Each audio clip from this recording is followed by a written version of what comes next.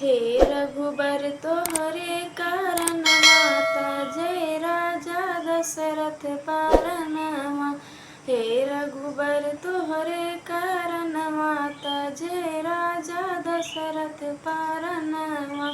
राम तो है हमरे अखियन के पुतरी, राम तो है हमरे अखियन के पुतरी। लक्ष्मण है दोनों नयनवा जय राजा दशरथ पारनमा। लक्ष्मण है दोनों नयनवा जय राजा दशरथ पारनमा। हे रघुबर तोहरे कारण माता जय राजा दशरथ पारनमा। सीता तो है हमरे हथवा के कल छूल, सीता तो है हमरे हथवा के कल छूल। के ना बनई है भोजन जय राजा दशरथ पारनमा।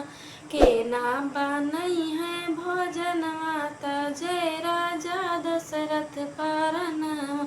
हे रघुबर तोहरे कारण माता जय राजा दशरथ पारनमा। हे रघुबर तोहरे कारण माता जय राजा दशरथ पारनमा। जाई के पहुँचे राम चित्रकूट में, जाई के पहुँचे राम चित्रकूट में। अरे वो ना मिला ठिकान माता जय राजा दशरथ पारनमा। वो ना मिला ठिकान माता जय राजा दशरथ पारनमा। हे रघुबर तोहरे कारण माता जय राजा दशरथ पारनमा।